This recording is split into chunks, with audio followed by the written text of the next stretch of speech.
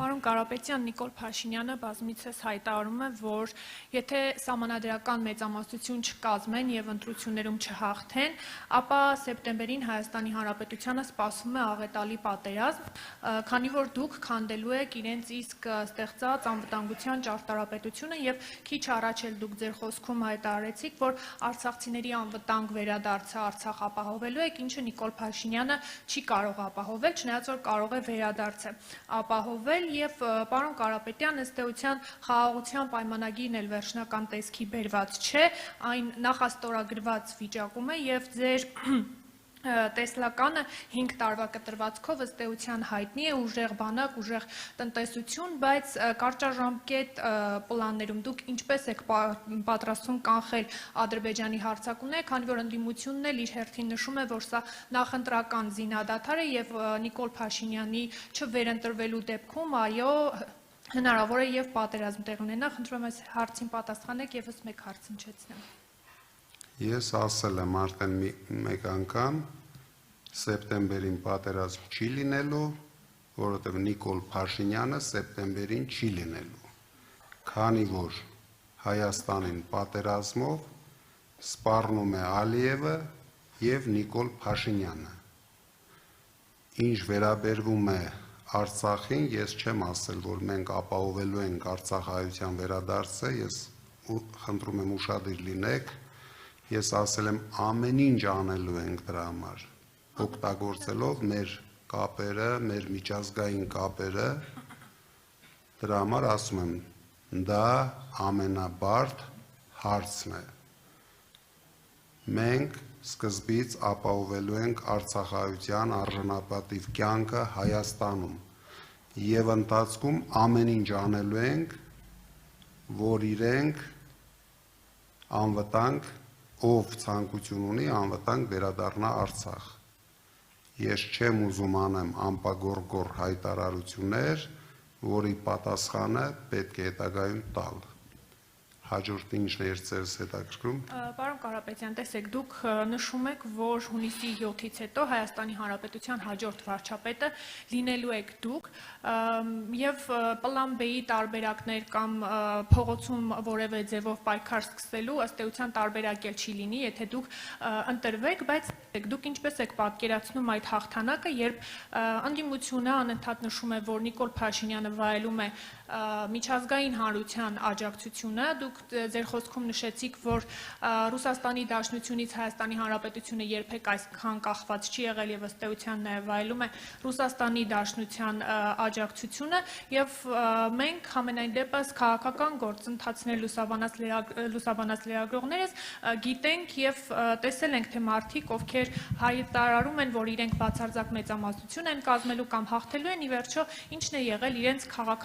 քաղաքական հանգրվանը։ Դուք ինչպես եք պատրաստվում հաղթել Նիկոլ Փաշինյանին, ով վայելում է միջազգային հանրության աջակցությունը։ Շնորհակալություն։ Մենք հենվում ենք հայ ժողովրդի վրա, ոչ թե միջազգային հանրության վրա։ Միջազգային հանրությունը թող շատ հաճույքով կազմակերպեն ընտրությունները իրենց երկրներում։ Հայ ժողովուրդը հունիսի 7-ին կանի իր ընտրությունը Հայաստանում։ Մենք հենվում ենք միայն հայ ժողովրդի վրա։ Իսկ ինչի համար ենք մենք այդքան վստահ։ Վստահ ենք, որովհետև Նիկոլ Փաշինյանը 8 տարի խաբել է հայ ժողովրդին։ 8 տարի ինչ ասել է, ոչինչ չի արել։ Ես նույնիսկ կարող եմ կարդալ, ինչեր է ասել Նիկոլ Փաշինյանը եւ չի արել։ Եթե ձեզ հետաքրքիր է։ Չնայած դուք երևի բոլորդ գիտեք, բայց ուզում եմ մեր հանրությունը նորից լսի դրա մասին։ Ինչ? Հայտարարությունները, անպագորգոր հայտարարություն, չէ, կարդալու եմ։ Բռնությունը այլևս տեղ չունի Հայաստանի ներքաղաքական կյանքում։ Ստեղծել ազգային համերաշխության մթնոլորտ եւ հաստատել օրենքի ու իրավունքի վրա հիմնված ազգային միասնություն։ Չի զարմացնում ձեզ։ Բոլորը հավասար են օրենքի առաջ, այսինքն ես էլ եմ հավասար օրենքի առաջ։ Եվ արտոնյալներ չի լինելու։ Մարդու իրավունքները պաշտպանված են լինելու Հայաստանում։ Ես ուզում եմ քաջալերել մեր հայրենակիցներին ներդրումներ անել Հայաստանում, հիմնել նոր բիզնեսներ եւ տասնյակ հազարավոր աշխատատեղեր ստեղծել Հայաստանում։ Սա ազգային անվտանգության հարց է։ Արտաքին քաղաքականության հիմքում լինելու են Հայաստանի եւ հայ ժողովրդի հավաքական շահը։ Չզարմացաք։ Մենք Ռուսաստանի հետ ռազմական համագործակցությունը դիտարկում ենք որպես Հայաստանի անվտանգային համակարգի կարևոր գործոն։ Մենք հավատարիմ ենք հայոց ցեղասպանության միջազգային ճանաչման եւ դատապարտման գործընթացներին։ Այս վերջինն է, 10-րդն է։ Քաղաքական բանտարկյալների հարցը պետք է վերջնականապես լուծվի։ Եվ ինչ տեսանք մենք։ Բոլոր այս հարցերին ինքը տվեց հակառակ պատասխան։ Դրա համար մենք վստահ ենք, որ հունիսի 7-ին զարթնած հայ ժողովուրդը, մենք շատ վստահ ենք, որ մեզ կհաջողվի զարթնեցնել հայ ժողովրդին, որովհետև նախկինում էլ հայ ժողովուրդը վախի մթնոլորտի տակ ատելով Փաշինյանին չի գնացել ընտրությունների։ Հիմա մենք բոլորս,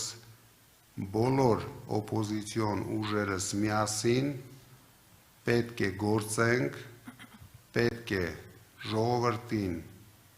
հիշեցնենք, որ իրենք պարտավոր են կատարեն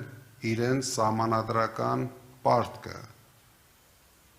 որ հետագայում չմեղադրեն ոչ քաղաքական ուժերին, ոչ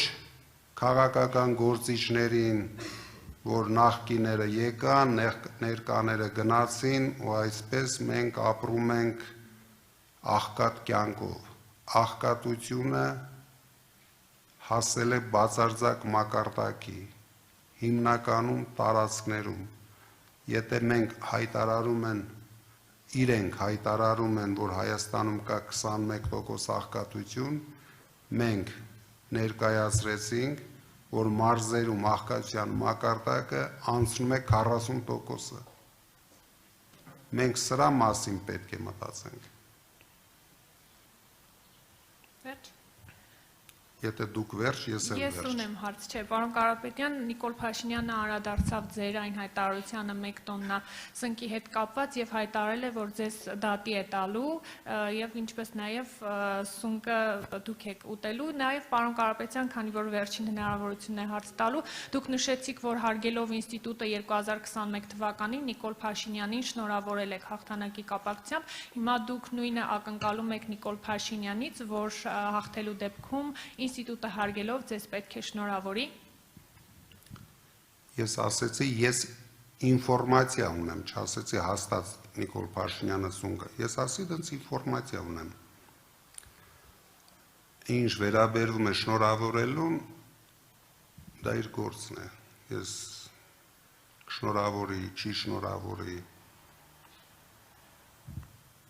Ես իմ քաղաքացիական պարտքը կատարել եմ ժամանակին, հիմա ինքը ինչ կանի, կարող է այդ օրը գնա թմբուկ նվագի, ես ինչ գիտեմ ինչ անել Նիկոլ Փաշինյան։ Շնորհակալություն։